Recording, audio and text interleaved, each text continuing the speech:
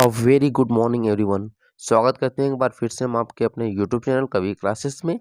आज का हमारा सेशन बहुत ही महत्वपूर्ण होने वाला है। सभी बीएड प्रवेश परीक्षा के अभ्यर्थी जो भी हैं इस सेशन को ना छोड़ें। और इस सेशन में हम लोग बात करने वाले हैं यानी डिस्कशन करेंगे करेंट अफेयर्स का, क्योंकि करेंट अफेयर्स किसी भी बीएड परीक्षा के लिए बहुत ही महत्वपूर्ण है। खासकर यूपी बीएड एंट्रेंस एग्जामिनेशन में, जहां पर कि आपके करंट अफेयर्स से 5 से 6 क्वेश्चन प्रत्येक वर्ष पूछे जाते हैं। तो इन करंट अफेयर्स को कवर करने के उद्देश्य से ही आपका प्रत्येक दिन सुबह 6 बजे आप लोग की करंट अफेयर्स का एक सेशन रखा गया है, जिसमें ज़्यादा क्वेश्चन तो नहीं, लेकिन हाँ, टॉप 20 क्वेश्चन जो रहेंगे उनको हम लोग सॉल्व करेंगे। तो चलिए शुरू करते हैं आज के अपने सेशन को।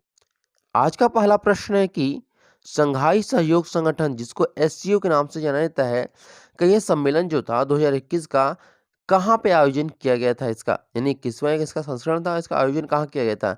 चीन में किया गया था, अज़रबैजान में किया गया था, ताजिकिस्तान में किया गया था या फिर उज़्बेकिस्तान में किया गया था? तो सही आंसर है आपका ऑप्शन नंबर सी, यानी कि दुशान्बे ताजिकिस्तान में किया गया था। अगर हम बात करें संघाई सहयोग संगठन यानी एससीओ की, तो इसकी स्थापना जो हुई थी यानी कि गठन जो हुआ था वह 15 जून 15 जून 2001 में किया गया था। ठीक है, यानी कि ठीक आज से 20 साल पहले इसका गठन किया गया था। अगर हम बात करें कि इसका मुख्यालय कहाँ पर है, तो एससीओ यानी इसका एससीओ का जो मुख्यालय है वह है बीजिंग, चीन में है। ठीक है, बीजिंग चीन में इसका मुख्यालय है। अब बात करते हैं क्वेश्चन नंबर 2 की।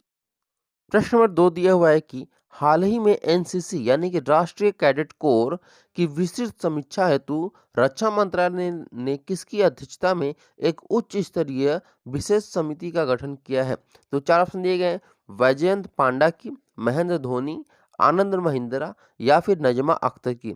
तो यहाँ पे सही आंसर होगा आपका ऑप्शन नंबर ए, यानी कि वैजयंत पांडा।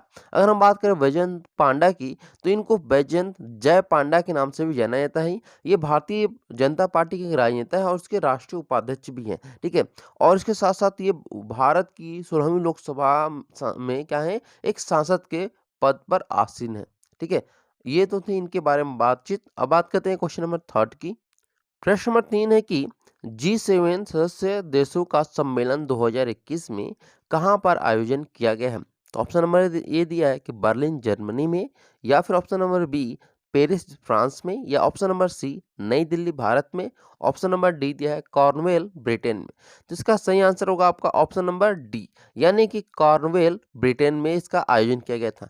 अब हम बात करेंगे कि G7 सदस्य होते क्या हैं, या मतलब इनका जो एक ग्रुप है, ये ग्रुप बना क्यों और कितने सदस्य इसमें बने हुए हैं? तो इसमें कुल मिलाकर के 7 देशों का एक समूह बनाया गया है, जिनमें कि Canada, France, Germany, Italy, Japan, United kingdom और संयुक्त राज्य अमेरिका का एक संपूर्ण रूप से समूह बनाया गया है, जो कि एक अपना आयोजन करता है, जिसका एक सम्मेलन होता है, जो कि जिस पर कि दुनिया में आतंकवाद, वैश्विक महामारी या बहुत सारी चीज़ों के बारे में यहाँ पे चर्चा की जाती है।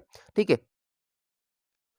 प्रश्न नंबर 4 दिया हुआ है कि वर्ष 2021 में किस पुरुष एकल का खिताब सर्बिया के नोवाक जोकोविच जीतने में असफल रहे हैं? तो ऑप्शन नंबर 1 दिया है French open 2021, US open 2021, Wimbledon open 2021 या फिर ऑस्ट्रेलियन ओपन 2021। तो इनमें सही आंसर है आपका ऑप्शन नंबर बी, यानी कि यूएस ओपन 2021 को नोवाक जोकोविच जीतने में क्या है, असफल रहे थे। अगर हम बात करें कि इस किताब को जीतने वाला वो कौन-सा व्यक्ति है, तो उसका नाम है डेनियल मेदवेदेव, यानी कि डेनियल मेदवेदेव। ठीक है, ये खिलाड़ी का नाम है। और अगर हम बात करें कि जो यहाँ पे यूएस ओपन का खिताब होता है, वह 2021 में 141वां इसका संस्करण था। ठीक है, 2021 का यह इसका 141वां संस्करण था। अब आते हैं क्वेश्चन नंबर 5 पर। प्रश्न नंबर 5 दिया हुआ है कि हाल ही में जारी 8वां आवधिक श्रम बाल सर्वेक्षण के अनुसार जुलाई सितंबर 2020 की अवधि में भारत में बेरोजगारी दर बढ़कर कितनी हो गई है? यहाँ पे पूछा है बेरोजगारी दर। ठीक है, ये ध्यान दीजिएगा।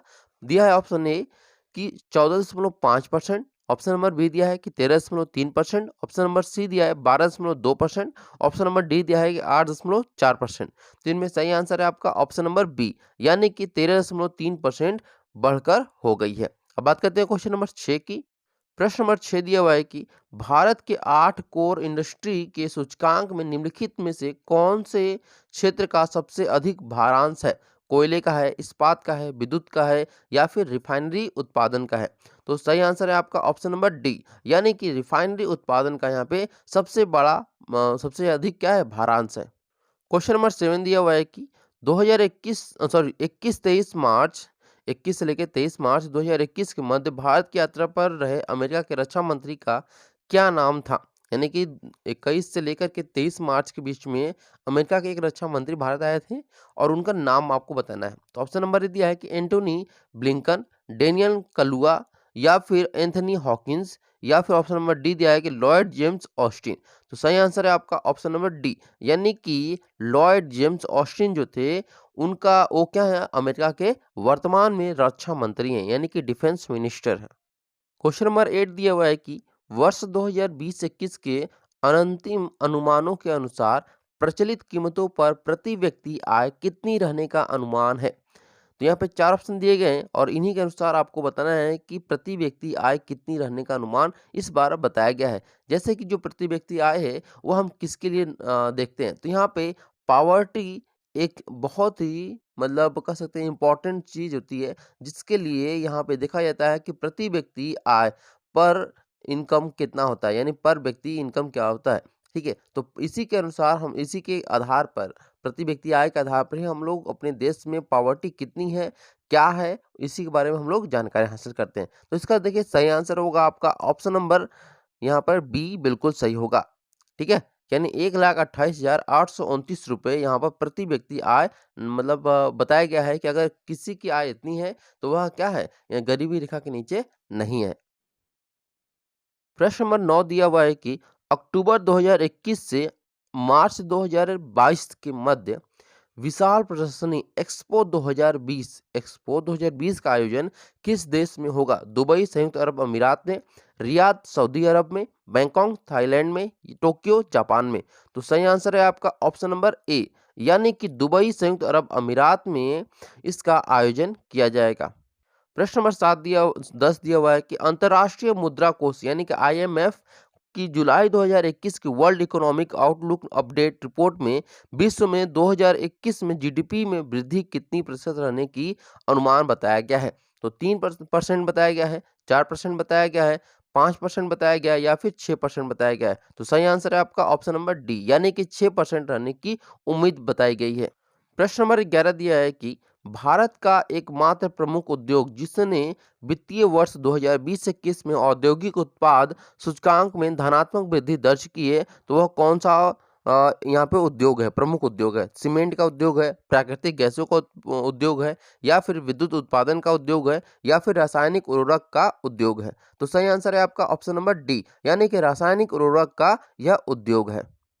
प्रश्न नंबर 12 दिया है कि कोरोना महामारी की दूसरी लहर को ध्यान में रखते हुए प्रधानमंत्री गरीब कल्याण अन्न योजना का विस्तार कब तक के लिए किया गया है?